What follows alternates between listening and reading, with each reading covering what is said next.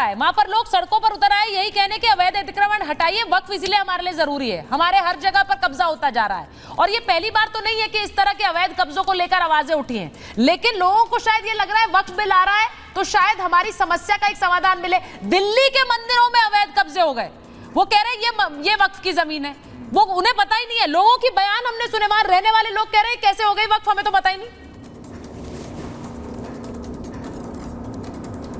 देखिए सुचरिता जी, मैं 2-3 बात का जवाब देता हूँ। हाँ। पहली बात तो दानिश जी अभी कह रहे थे कि अगर मेरी याददाश्त बदल जाए तो फिर मैं अपने अस्तित्व को भूल जाऊंगा। क्या याददाश्त भूल गए तो हो सकता है बहुत कुछ अच्छा याद आ जाएगा दानिश भाई, फिर आपको हो सकता है याद आ जाएगी परदाना का नाम चुन्नी राम था, आपके भी पूर्वज सब एक ही हैं, भारत का स्त्रोत्र क्या है, वो सब बात अलग है। पर ये आर्गुमेंट लेना डिबेट में कि जो आंखों से दिख रहा है और वो जो गुम्बद दिख रहा है उसको आप नकार कैसे सकते हैं? अरे गुम्बद इलीगल बनाया गया, आंखों से चीज इलीगल बनाई गई तो उसको नकारा जाएगा।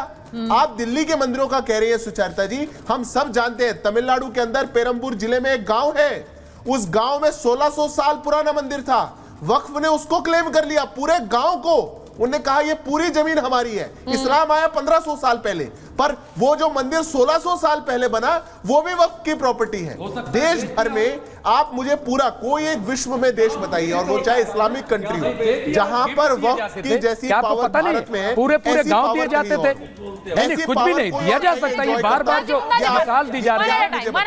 दूसरी बात, कंप्लीट करिए सिद्धार्थ जी, कंप्लीट करिए। मैं किसी के बीच में नहीं बोला था, मैं बस अपनी अंतिम बात बोल रहा हूं।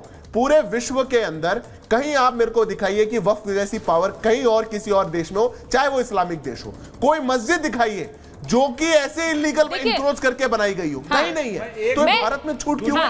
भारत अनोखा देश है, भारत में कोई संविधान नहीं, भारत में कोई कानून का राज नहीं। और अंतिम बात बोलूंगा सुचरिता जी, मैं बिल्कुल अंतिम बात बोलूंगा। ये जो एक माइंडसेट बन चुका, जो आपके कहा गया ना अभी शो पे, जो पहले वक्ता बोल रहे थे कि सरकारों ने देने का काम किया था, यही तो बात है। 2014 के अप्रैल में दिल्ली की लुटियंस दिल्ली के 120 से ऊपर जमीनों को मनमोहन सिंह की सरकार ने वक्फ को देने का काम किया था, क्योंकि उनको पता था कि अभी चुनाव आ रहे हैं, हमें वोट लेना है।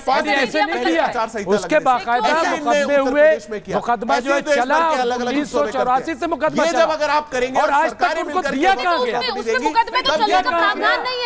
मुसलमानों को अच्छा डेवलप करने की इजाजत है, यही तो मैं बार बार कह रहा हूं। साहब देखिए, सबसे बड़ी बात तो ये है कि वक्फ पर जब एक कानून लाई जा रही है, एक जेपीसी बैठी है, तो जो बड़े बड़े राजनीतिक दल है, अखिलेश जी की पार्टी है, यहाँ पर काका जी बैठे हुए हैं। अब मैं इसलिए बोलती हूँ कि बड़ी बड़ी पार्टियों को आगे आकर उस पर जो भी किसी तरह का कोई भ्रम है या सवाल है उन्हें दूर करना चाहिए। ये कहना कि वक्फ आएगा तो मंदिर मजारा, में डायरेक्ट क्वेश्चन है आपसे, आपके पास आऊंगी, उससे पहले काका जी से पूछूंगी। डायरेक्ट क्वेश्चन है काका जी, अब उस पर मैं उम्मीद करूंगी कि आप उसमें एसटीएफ, उसमें सांड, उसमें बेरोजगारी नहीं लाकर सीधा सवाल का जवाब देंगे। मैं आपसे पूछ रही हूं, वक्फ बिल आएगा तो क्या मुसलमानों की मंदिर मजार सारी छिन जाएंगी? सीधा सवाल, सीधा जवाब। सुचारिता, मुझे पूरा भरोसा है कि आप सत्य के करीब रहेंगी, क्योंकि कम से कम सुचिता की तो थोड़ी बहुत पत्रकारिता करने की हिम्मत आप करिए। आपका जो सवाल है कि वक्फ बोर्ड आएगा, जिस तरह से किसान भी लेकर आया था इस देश में, उसमें क्या था, पूरा प्रबंधन क्या था, और सरकार ने क्यों वापस ले लिया? देखिए, घुमा दिया आपने। तरह से वक्फ बोर्ड में आपने घुमा दिया, इस तरह से वो क्या लीगल होगा, क्या वैधानिक होगा, क्या अवैधानिक होगा, ये नहीं है। उसमें ये है कि किस तरह से धार्मिक उन्माद फैले।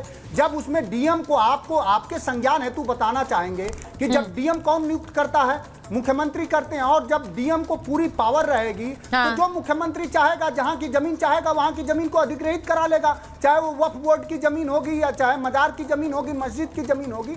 इसमें मैं ये नहीं कह रहा हूं, हम सभी ये नहीं कह रहे, बहुत जगह इस देश में जमीनों का गजट नहीं है, बहुत सारी विवादित जमीनें हर गांव में, हर मोहल्ले में, हर शहरों में है। उसके लिए एक नियम लाया जाना चाहिए, लेकिन सिर्फ इसलिए कोई कानून बना देना कि धार्मिक उन्माद फैले, सांप्रदायिकता भड़के और लोग हिंदू मुसलमान इस विषय पर आ जाए, तो ये पूरी तरह से इस देश, ये कानून इसलिए लाया जा रहा है कि हिंदू मुसलमान सड़क पर आ जाए, लड़ाई शुरू हो जाए। कह रहे थे कि 2000, मैं खत्म कर रहा हूँ, नहीं इसलिए खत्म कर रहा हूँ, ठीक है बोलिए। मैं खत्म कर रहा हूँ। 2015 में मनमोहन सिंह ने क्या दे दिया वक्फ बोर्ड को, नहीं दिया, ये देश जानेगा।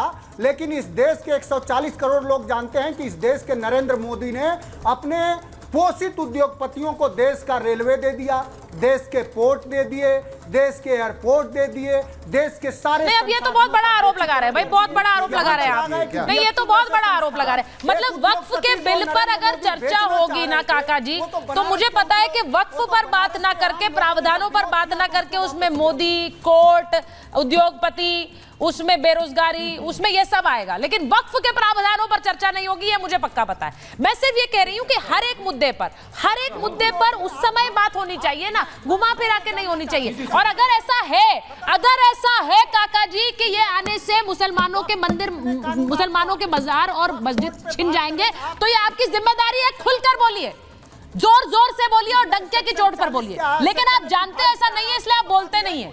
आप भी जानते हैं, क्योंकि आप भी, जैसे मुझे कहते हैं, आप भी अपनी पार्टी के बहुत ही बड़े प्रवक्ता और विद्वान प्रवक्ता हैं, तो इसीलिए आप जानते हैं क्या बोलना है और क्या नहीं बोलना है।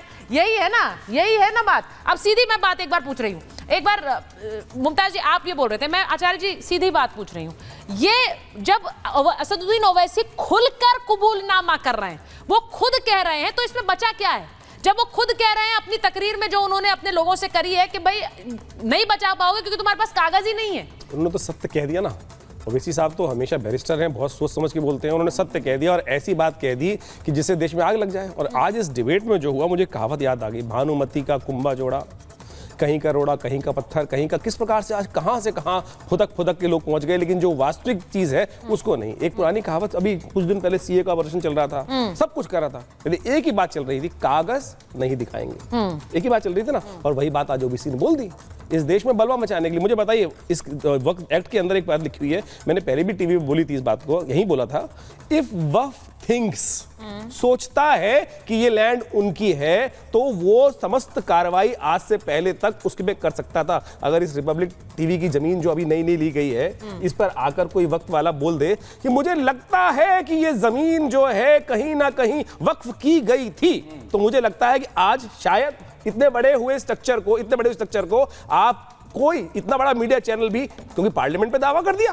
पार्लियामेंट के ऊपर दावा हो गया ना जनाब, हनुमान मंदिर पे दावा हो गया, इस 80% दिल्ली पे दावा हो गया है कि 80% जमीन उसकी। और सोचे खेल क्या है, जी कह रहे हैं, सोचो कोर्ट में साफ हो गया कि हमारी। मुझे बताइए, ये कहते हैं कि जब हिंदुस्तान, दिल्ली से यहाँ के लोग मुसलमान पाकिस्तान गए, तो वो वक्फ कर गए, तो वक्फ करके गए, तो कोई कह के तो नहीं गए होंगे, कागज देके गए होंगे। वो कागज कहाँ है? वो कागज कहाँ है भाई साहब? वक्त करके गए होंगे। अरे भाई, वक्त बोल के कर गए क्या? बोल के कर गए? मुझे बताइए ना, कागज दिखाएंगे, विल करके गए होंगे, विल। अरे भाई साहब, विल भी होती है ना, कोई गवाह तो होगा। अरे वक्त करके ये कागज, बात बोली कि भाई उनकी ज्यादा चली गई ना, उनकी तो ज्यादा